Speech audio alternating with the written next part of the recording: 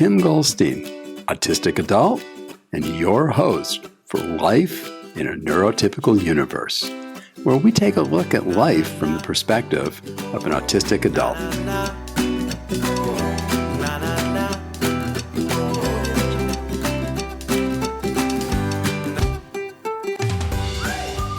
Today on Life in the Neurotypical Universe, we have Peter Mann. And Peter Mann is a late diagnosed autistic, was a U.S. Navy veteran, started multiple manufacturing companies, so a serial entrepreneur and done quite well at those kind of things. And joining us today here to just talk autism, what he's doing, maybe where manufacturing fits in, maybe how the military fits in, or whatever we want to chat about. So, Peter, tell us about yourself and autism and all of those kind of cool things. Sure. Well, yeah, first excited to be here. Thanks for, taking the time to meet with me. For me, I'm a late diagnosed autistic. So I've really went through almost my whole life without knowing I was autistic. For me, it was probably perhaps the most impactful thing in being discovered as being autistic kind of in my life. It's really just in the last couple of years, kind of almost mid-50s being diagnosed, I think similar to your timeline. I was 54. What age were you diagnosed at? It was almost 55. Okay. Yeah. Okay. So mine was mine was my wife was watching, I think, the CBS morning show, and they were profiling an autistic person, and she was describing her traits, and she's like, "Oh, you've got to watch this." And it was hyper focus and seeing patterns and details that other people don't see. I'm like, "Oh, that's me." And that kind of started the journey, into eventually, getting the diagnosis. Amazing how wives are involved. Mine involved my wife too, except it was a little different circumstance. I had some social challenges, we'll say, from time to time. And she said, go do something about it. That's how I got into the psychiatric world and got diagnosed. Wow. Mine, it was 2 or 3 weeks before that. It was like she poured her heart out over something. And, I was starting to get a little bit sick, so I wasn't really fully there. And I just had no words. And she's like, how can you not have a reaction to that? It turned from her really being upset about something to what is wrong with you? How can you and I was like, I'm just being honest. I don't even know what to say. It's just... That's kind of funny. This happened to me after I was diagnosed. I had read a book by Dr. Robert Skayer, and he was a emergency room doctor, actually right here in Denver in the what is fondly known as the Denver Knife and Gun Club, Denver General Hospital. And I don't know how many years he did that for a majority of his career. And then he became a psychiatrist. So I guess when you burn out on being an ER doctor, you become a psychiatrist. And he had this concept about that, I guess, past things that happen to us are stored as feelings in our body. So I went to my wife, this was again after being diagnosed, and said, okay, are those sensations in your body, is that what you call feelings?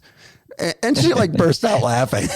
And I think that's one of the challenges that we have is, for me at least, I don't know, beating or tightness in my stomach or whatever, but it doesn't translate in the processing, telling my brain that I'm scared, I'm excited, I'm happy.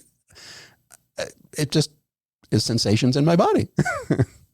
Yeah, for me, I don't know if you're this way, but my mood range is much narrower range than most other people I've noticed, and sometimes there's maybe an emotion, but I don't necessarily know what it is, or I think it's like taking an emotion and then converting it to words verbally is a super complex thing that just happens instinctively for most people, but for me, it's like I don't know if this sounds robotic, but I don't really get angry. I don't really know. I see people getting angry and I just it's almost like I lack that emotion. It's like, it's, I don't know. It's just so different. And people that get angry are like, how can you not know what it's like to be angry? It's like, I don't know. I'm just not wired that way. It just, I can feel sadness but I usually, if like something happens, I turn it inward and reflect on myself and like not outward at somebody else or at a situation. I do pretty good in that area, except when I have a meltdown. Now, fortunately, it's been quite a number of years since I've had a meltdown as I'm understanding more about myself and being autistic and making sure not to get myself in the situations that could lead to melting down. But when I melt down, I guess I come off pretty strong and pretty angry. But at that point, I think a meltdown is a lot like and not biologically or medically, but a lot like a seizure, in that it's this process that's kicked off in your brain. And once it starts, it's got to run its course. You can't stop a meltdown halfway through. So for all you parents out there trying to get your kid who's having a meltdown just to be quiet and sit down, it's not going to happen until it's run its course. Yeah, I think, I don't know how, like, I think meltdowns are pretty common for me. I'm not wired that way. I just shut down. And I think that's partly why I've gone through life, not causing attention or drawing attention to myself. Is if something's overwhelming, it's just like the lights go off, and it's just like, and I guess that could be a form of a meltdown, but there's no outward, like you can't necessarily see it on my face. I mean, there's just inside, it's, it could be a lot going on, or it could just be just not processing. Yeah, I think there's it sounds like there's similarities. I think when you think of a meltdown as being, you're essentially losing cognitive control. And for you, it manifests in just shutting down. For others, it's manifests in whatever's in there. They lose cognitive control and it just comes all boiling out. Again, everyone's different. Yeah, I hate the saying that everybody uses. I just prefer to say that we're all individuals, whether we're autistic or neurotypical or neurodistinct. We're all individuals, as opposed to that saying that I think most of our listeners know that is stupid as heck about if you've met one, we're just all individuals. Let's just leave it at that because we all understand that. Well, tell me a little bit. How did the military go? Being obviously undiagnosed autistic, then was it a good experience? Was it a challenging experience? Would you do it again?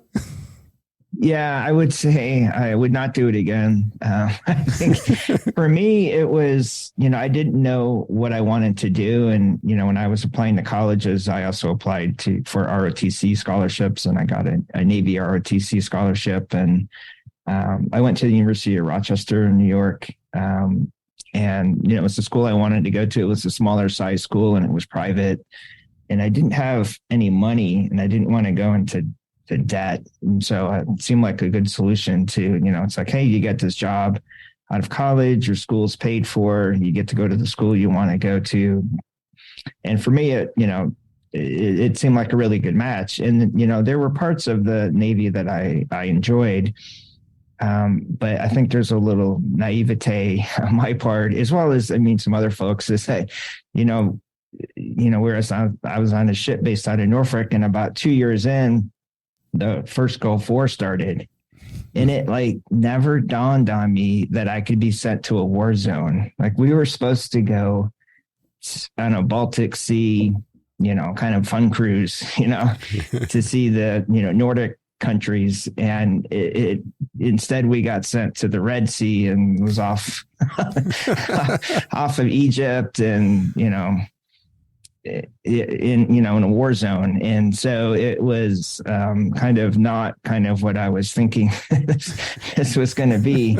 And, there were certain things that I did really well on, and having not being emotional, but being able to dial in. It was really effective. And, I was a communications officer and then gunnery officer. And, you want somebody calm in those positions when you're in a war zone. So I did really well there.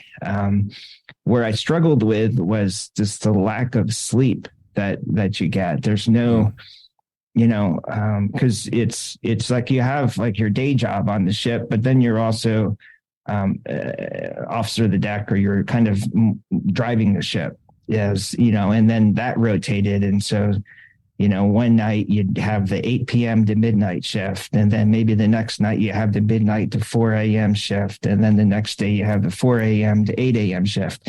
And it's like, at best, every 3 days you got 5 or 6 hours of sleep. And then the other 2 days, you got a couple hours here and there. And my brain just did not function well without proper sleep.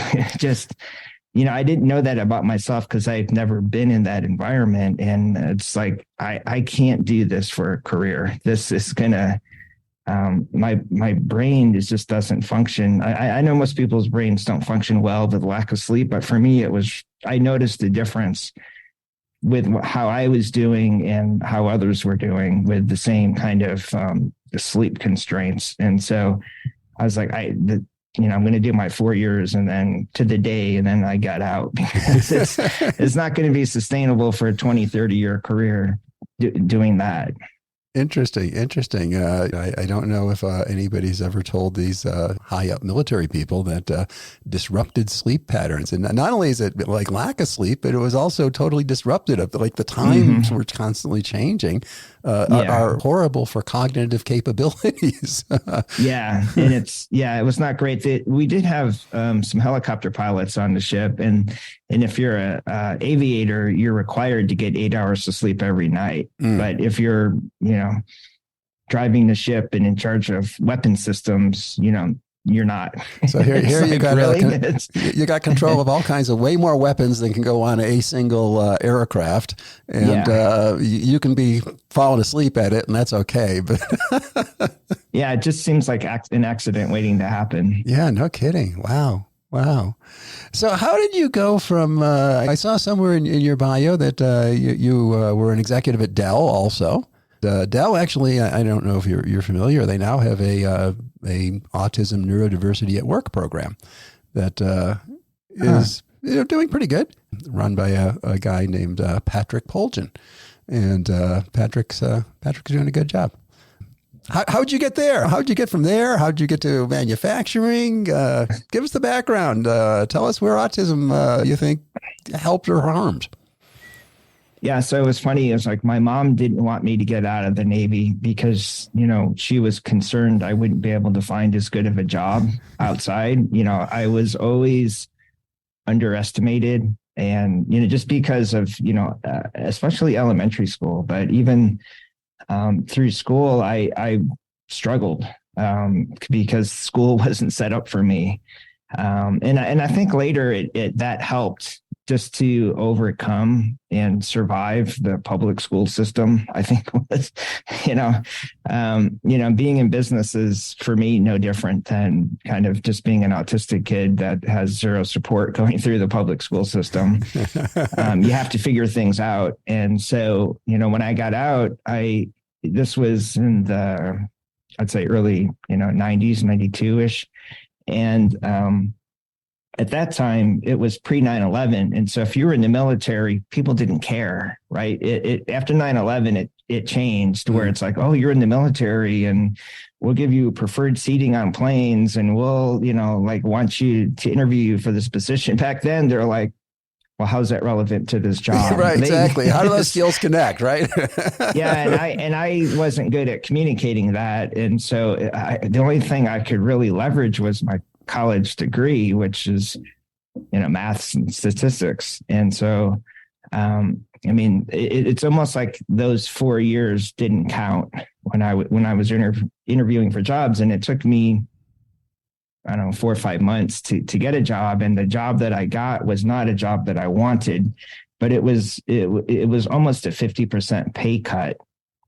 I was making maybe $20,000 a year. A 50% pay cut from the military, which is not known for how generously it pays, is almost like that's like severe poverty at that point. It was. I was like, gosh, I could work at a fast food restaurant and make pretty similar to what I was making. But I saw it as as a way to get experience and use it as a stepping stone to get to where I wanted to go.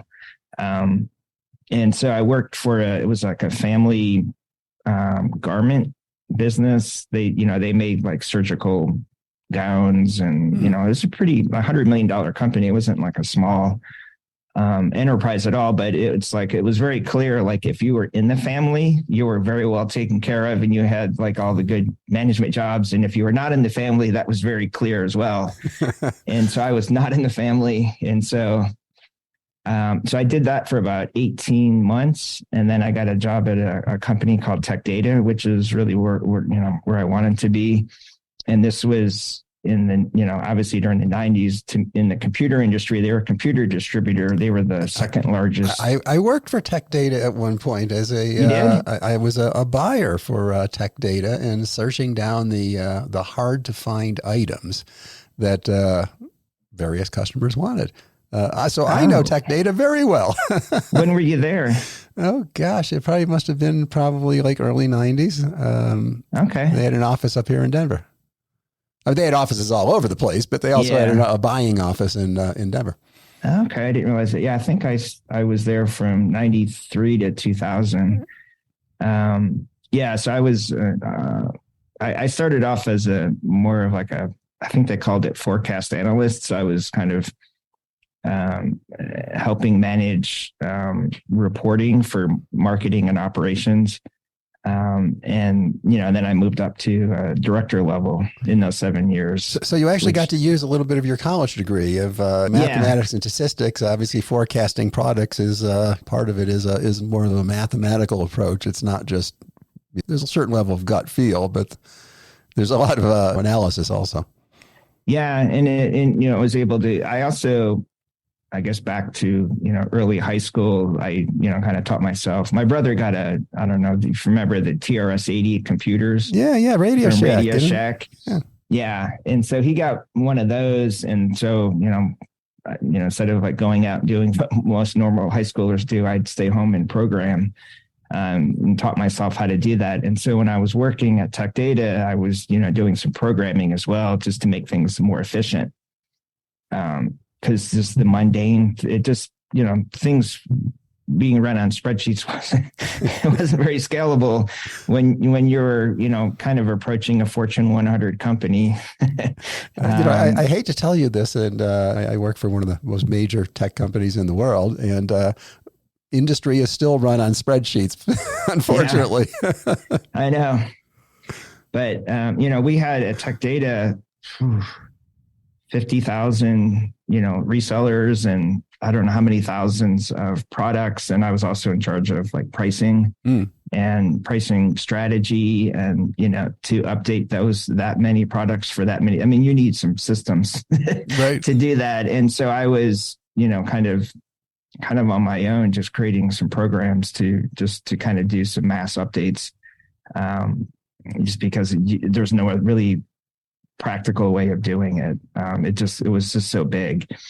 And then from there, I was recruited by Dell in 2000, which the timing in retrospect was not great because that was around when the .com bubble burst. Right.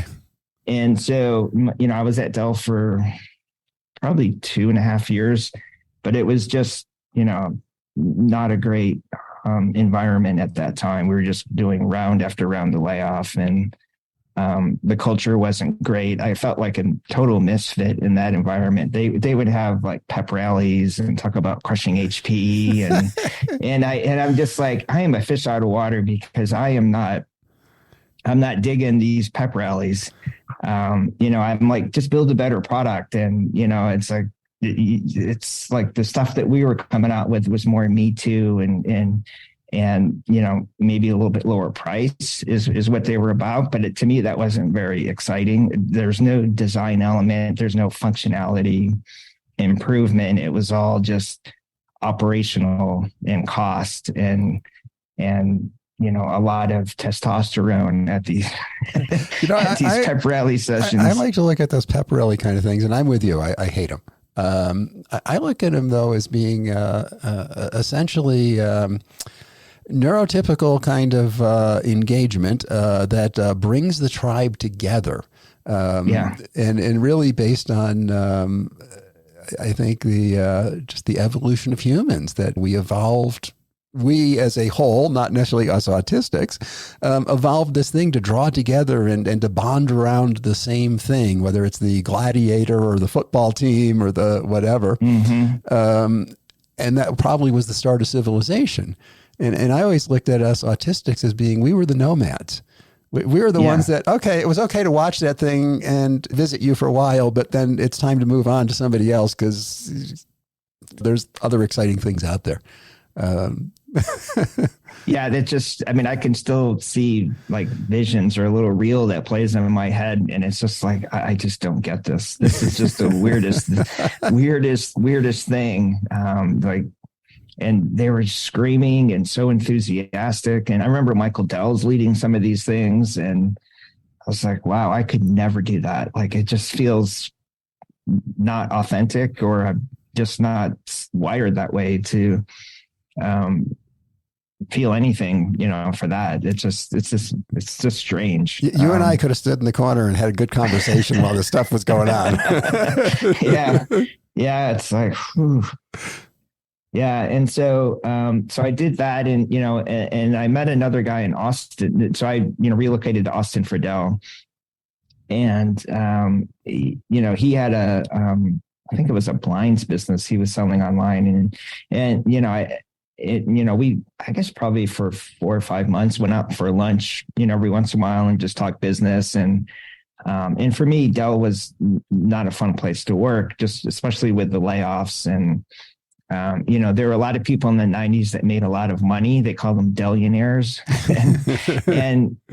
But it didn't have the same company culture that Tech Data had, where they really valued people and they cared about people, and you weren't paid as well, but it was more like a family and people cared about you. Whereas my experience at Dell was more of people were there just to make money, and they held that over you, and they didn't have as strong of a company culture or the way people were treated. I mean, I guess it's more soft skills kind of stuff. They just didn't care about that. They just wanted the results.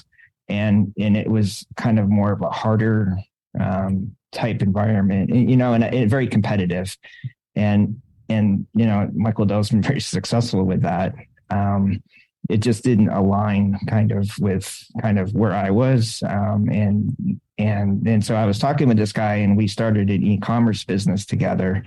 And after about 6 or 7 months, it got to the point where I could more or less replace my Dell salary. And then I said, I'm out of here. I'm going to go do this other thing. And that's kind of how I got started into entrepreneurship. And it was really an e-commerce business. We started it in 2002, I think. And that's when, Google, you can do Google ads for 5 cents a click. And Amazon was more of a bookseller, but they also were starting to get into some other product categories, but they weren't the dominant force they are now. And so you could create a website and really compete very well with all these guys, because you could pay 5 cents a click to get a customer. And you could do things with the Google algorithm to rank well organically too, because it wasn't as sophisticated as it is now. It was just very early days. It's kind of like where AI is now, where it's like, it's all new, and where are the opportunities? And, that was kind of the internet back then. And so that was kind of like how I got into it. And then, initially we were creating websites, and we were selling products that required more of a consultative type of a sale. So like a tankless water heater system, where like you had to, have a salesperson explain, like, this is how the system works. This is the venting you need. This is who you need to talk to get it installed. And, so we kind of put that together as a program. And we had a number of different websites with different categories. And so,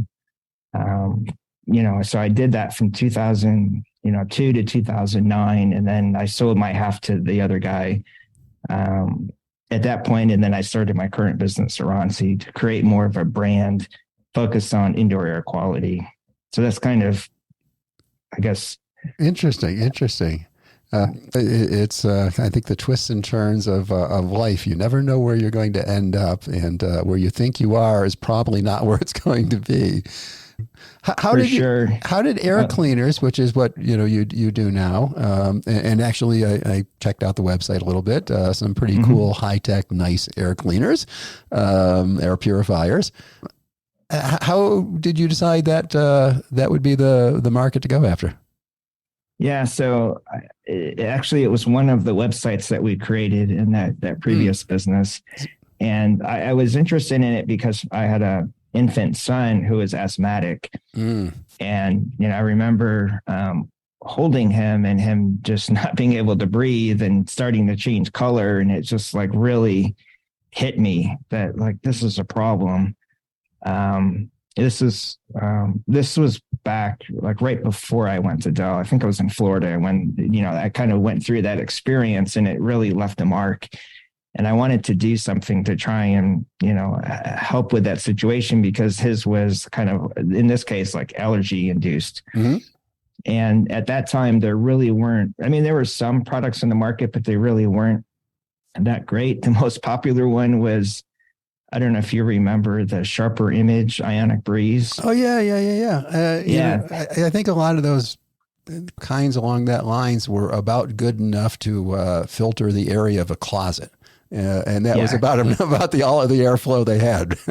Yeah, this was like back in the late 90s. Like Sharper Image had stores that had a big catalog business. Their stores cost me a when you'd go into the stores, remember the, I don't know what they called it at the time, but the massage chair. That was the draw. The Sishu, or I don't know, whatever they called it. But I actually ended up buying a different brand one, but it was because of them I ended up buying it. And I don't know how many years later, it's still fun. And we bought then a fancier, newer one.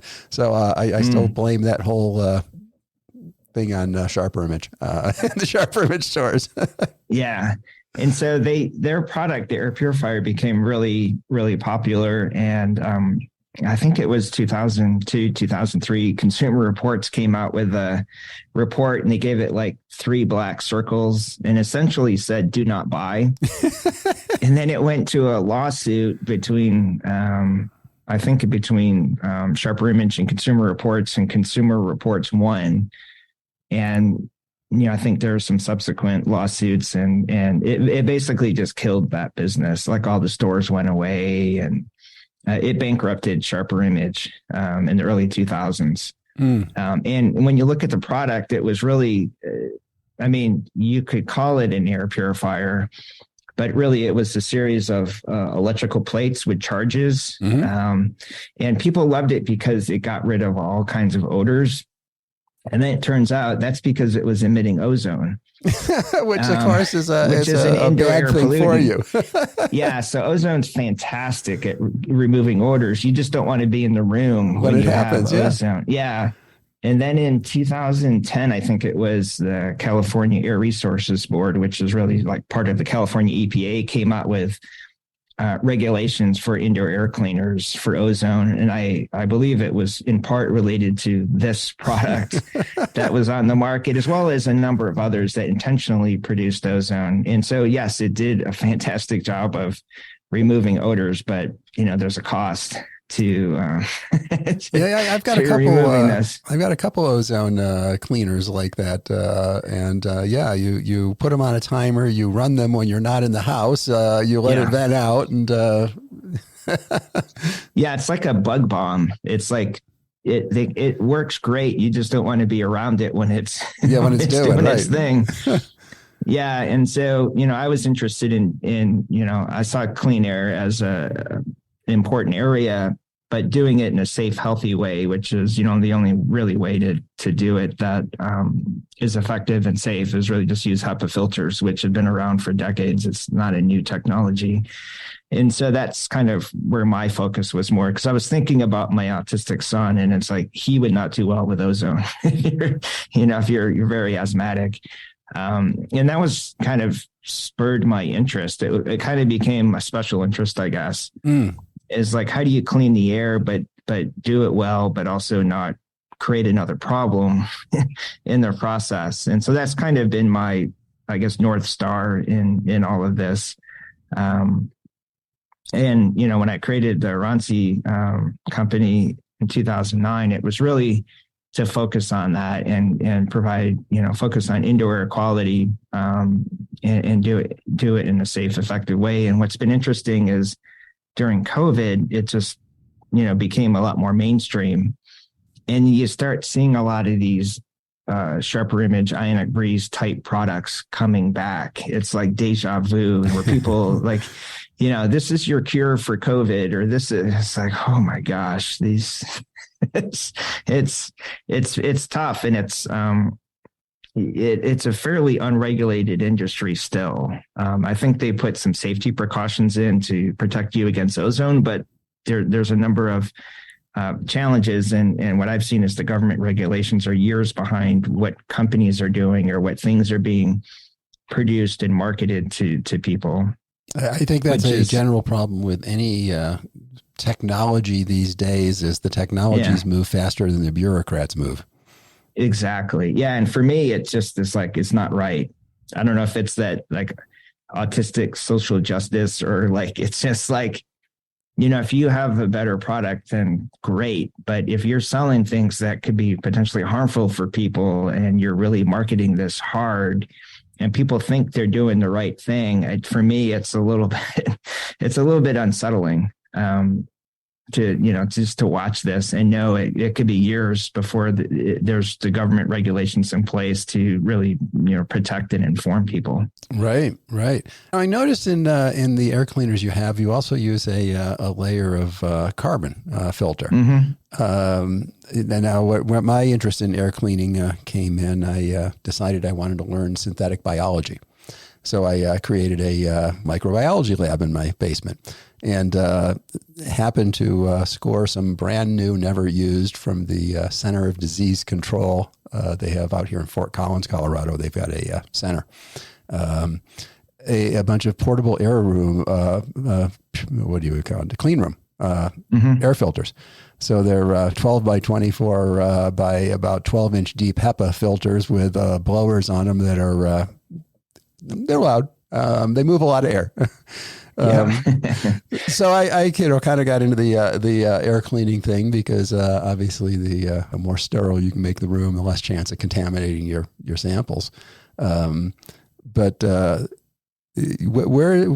why the charcoal element? Is that more for odor control, or is that part of the filter process? Or I'm geeking out on this because it has been one of my areas of oh God, I'm going to learn all about air filter stuff.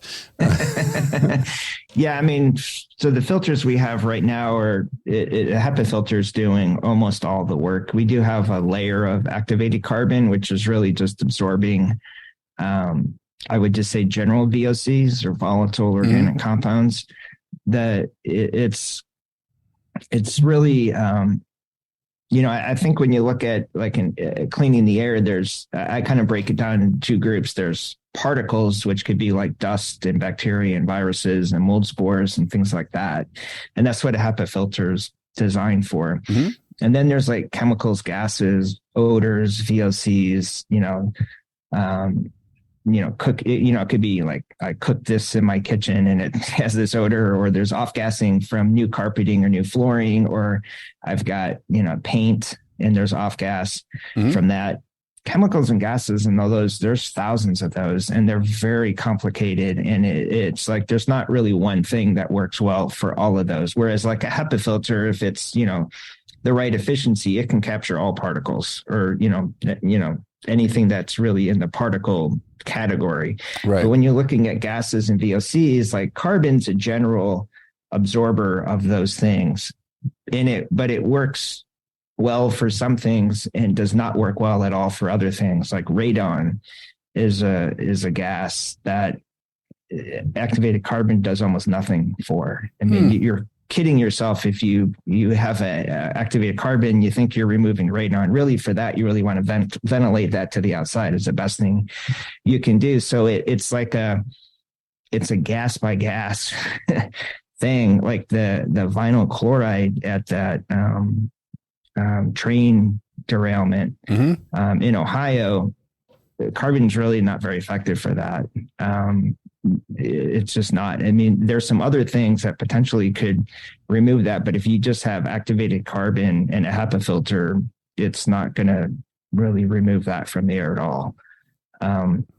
But there, general VOCs that could remove it at a quite high rate, like wildfire smoke, or cigarette smoke and that kind of things. Like carbon is pretty effective for that. And so it's almost like, what specifically are you looking to remove? And then what is the thing that can remove that? And what some folks do is they treat the activated carbon, which is like putting another substance on it to kind of work in the areas where activated carbon is deficient. And, that's pretty common. Like, I think it's potassium permanganate is one that gets added to carbon if you want to remove formaldehyde. Oh, interesting. But it's specific to formaldehyde, though.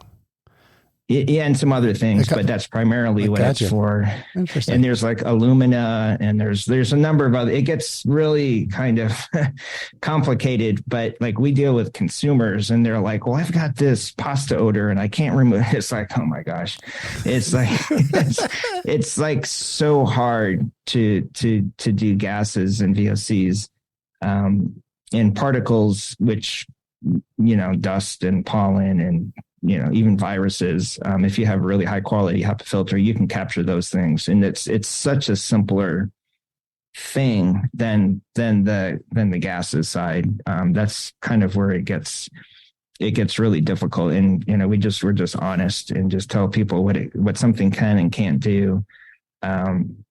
It's just, I think most people don't understand like how complicated that world is. And what you have like cleaning supplies in your home or other things that, and especially if you have an energy efficient home where you're not bringing in fresh air from the outside, that stuff just builds up, inside a home. And so from an air quality standpoint, it becomes really problematic if your focus is energy efficiency and not having like a draft or with your home, because you're basically just bottling everything inside the house, and your heating, your HVAC system's not bringing in fresh air, it just recirculates it in a home. And so that's kind of why when people say, the indoor air is, many times more polluted than the outdoor air, it's because we live in like a bubble that just and you have things inside it that are just creating more pollution. Interesting. So here we really have the challenge of the more energy efficient you become, which really means seal the home even better, the more likelihood that you're reducing the quality of the air that's stuck inside. Yeah. Wow. Yeah.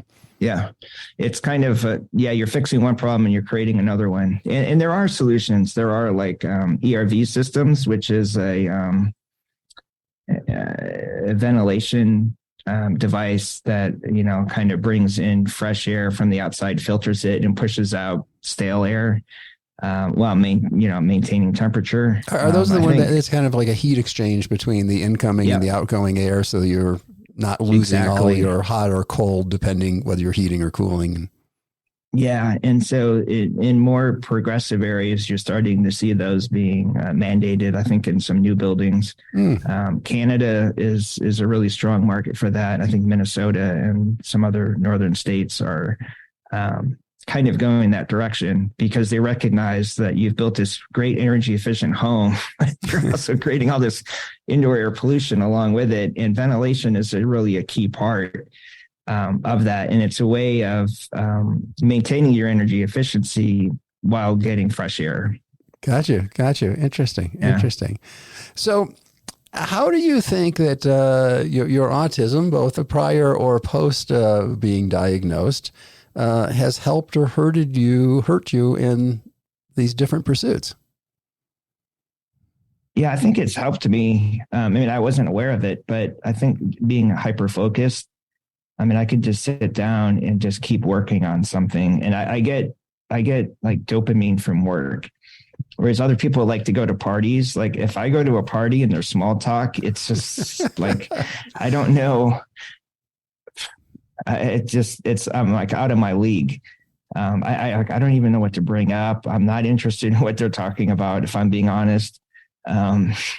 Just trying to get through it without being judged and it's just like, and then there's times where it's like, I could be doing these other things that are productive, and it's really plays to all my weaknesses. Whereas like I can just sit and work and it, that's my special interest, especially around like marketing and human behavior and what do customers, like, or can we solve a problem for a customer? Like that's what gets me excited. And I think, if you're a social extrovert, you need your social time. And for me, I'm like, I'd rather just be working. And so I just like have so many more hours to work that I don't know if I'm necessarily any smarter than anyone else. But if I work twice as many hours as somebody else, I'm just like naturally like have an advantage baked into it. And so for me, that's really, my wife used to say, how come you don't have any hobbies? And it's, I'm like, well, running or, exercise is one, but that's really, I've kind of come later to realize that that's really a way of managing anxiety. Mm-hmm. And to be my best self, but I just feel better when I exercise. And so I think that it kind of is a dual purpose kind of a thing. But I think, being autistic has really been helpful in just really focusing on, what I'm working on and just getting things done and figuring things out as well. And, I don't get, if there's a problem, I can just keep looking at it from all different angles to try and figure out a way to, overcome this. So here's a question for you. When you have a new problem, something you haven't done before, how often does the first attempt work? Now, the reason I ask this is I've done a lot of different hobbies, but my hobbies always turn into businesses somehow for me. And I do a lot of, I guess nowadays you would call it a maker. But I did it back when they just called you a geek because you made these things and had a lathe in home and all that kind of stuff. And now, of course, it's a 3D printer and a CO2 laser and all that stuff sitting here at home. But I would always show my wife something after I finally got it working, which was not the first version normally. It was 3, 4, 5 in. And she was always convinced that it's like I could just make it work the first time every time. But I just never showed her the ones that were the learning versions as I went along. Right. Yeah, I don't, it's a process. I don't know, it's like, I think Thomas Edison, I guess obviously there wasn't the diagnostic criteria to go back and assess, people in, real time. But he's one that, people say he has a number of autistic traits, if not being, was autistic. And, he would go through thousands and thousands of iterations to get to the one that works right. Mm-hmm. So I think it's like that. And so I don't even, like when you ask the question, I don't know, like how many is it the first time? To me, it's a process, and it's done when it's done. But I don't really, I kind of lose track of time sometimes when I'm doing things. And like, if I'm really into it, cause it's just the positive chemicals are just going, and it's just, it's just fun. And it's to me, I like math because it's solving problems. And when you get the answer, you get the answer. It's like, that's to me when it's done. Mm-hmm. And so it's like that problem solving. And so the first time, like probably a small percentage of times that you actually get it, unless it's something that's very simple and you have a lot of expertise and you're like, oh, this is the answer. Right. Yeah, I guess that's, I kind of asked that. I asked that as kind of a, I don't know, we'll say a backdoor kind of question into, you and I were both diagnosed late in life. And obviously, we learned that approach of you try something, and when it doesn't work, you examine what went wrong. And if it's something you're really interested enough in, you try fixing what didn't work, and then you evaluate that one and keep going till you finally get to what you actually want, whether that's a career or how to interview or building products. What I see so much now is we have what everybody refers to as the transition cliff, which is either out of high school or out of college, just depending upon what the autistic individual's trajectory is, where they just fall off the support system. So through school, they've had support all the way along. Now they get out of one of those two things and they sit in mom or dad's basement and play games and have no clue about how to get a job because they tried interviewing once and it didn't work and they gave up. So I think the point of asking was really, you've created companies, you've created products, you've been successful at it. That's very different, the approach you took, and it's the same approach I take as you have, than what I'm seeing in the kids now, who everybody's wanting companies to change what they do completely to hire them. Now, I think there are some changes needed. I think there are some systematic biases built in, like if I'm interviewing and I don't look you in the eye, not a problem I have, but a problem certainly with a lot of autistics, that I'm going to not get hired because they think I'm lying or whatever. I mean, that's a systematic bias we need to fix. For you regular listeners of Life in the Neurotypical Universe, you know what happened. Peter and I were talking our special interests. And of course, we just kept on talking. And we just kept on recording. All the rest is going to be in episode 2. Come on and join us as we enjoy having a great chat, talking about all kinds of things that just happen to interest us. See you in episode 2. We hope that you've enjoyed another episode of Life in a Neurotypical Universe. Please, if you enjoyed this, share it with your friends. Go take their phone and subscribe them. Heck, it will help us all out. If you want to know more about neurodiversity or have any questions for me, you can reach me at my website, timgoldstein.com, where I'll be more than glad to help you as best I can to navigate through the neurotypical universe.